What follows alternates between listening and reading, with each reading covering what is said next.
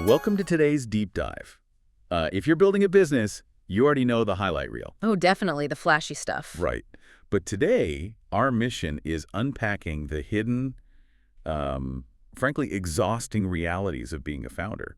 And more importantly, giving you the exact tools to overcome them. Yeah, we are pulling from a really fascinating set of meeting notes from the loading dock at Barrel, specifically their Leadership Lab deep dive meetups. And to make this super actionable for you, we're going to structure our exploration by presenting 10 specific roadblocks. Right, the exact struggle, followed immediately by the fix they worked out in the lab.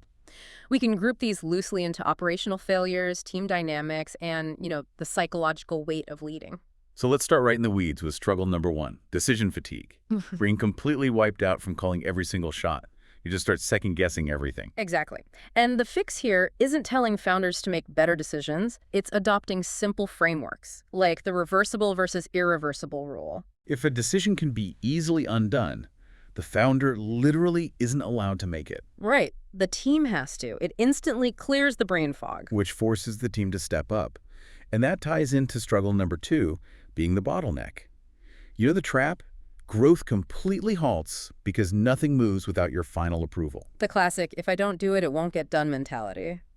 The fix for this is building true capacity through real delegation systems, handing off the actual authority to fail. You have to actively engineer yourself out of the critical path. Yes. Because if you're stuck there, you're probably hitting struggle 3, cash flow stress. That feast or famine revenue cycle where you have a record-breaking month followed by absolute panic. Because you simply cannot outsell bad infrastructure.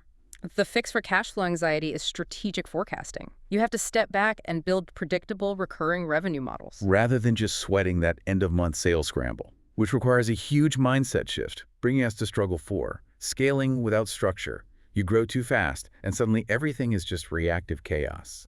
Yeah, the fix here is transitioning your identity. You have to stop being the operator turning the gears and actually become the architect designing the machine. But you can't be an architect if you're stuck on struggle 5, hiring, and team frustration. The notes highlight how founders feel like glorified babysitters with underperforming teams. That babysitter feeling is the ultimate red flag. The fix is locking in leadership clarity, setting rigid communication standards and crystal clear expectations up front. So your team has the parameters to actually manage themselves, which gives you time back. Addressing struggle 6, time scarcity. Being always working but never having bandwidth to think strategically. The fix isn't another productivity app, it's sharpening your strategic focus.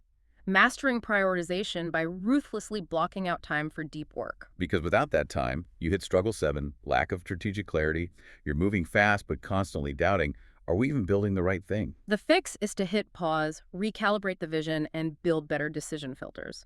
You need a rubric that tells you exactly what to say yes to, and more importantly, what to say no to. Let's pivot to the mental blocks.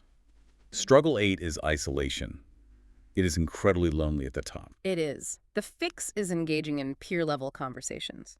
But beyond just joining a group, it's auditing your peers to ensure you're with people who actually push and challenge you. Rather than just a complaining circle.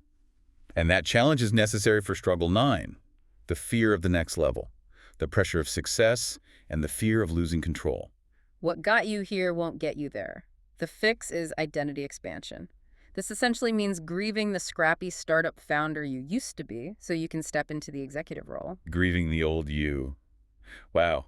And speaking of heavy things, the final struggle, number 10, the emotional weight, carrying people's livelihoods alone.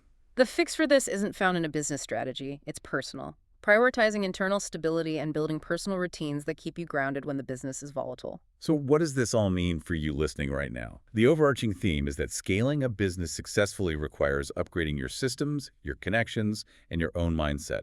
Exactly. And I want to leave you with a final thought to mull over today. If every single business bottleneck ultimately traces back to the founder's own limits, which of these fixes are you currently avoiding simply because it requires you to fundamentally change who you are?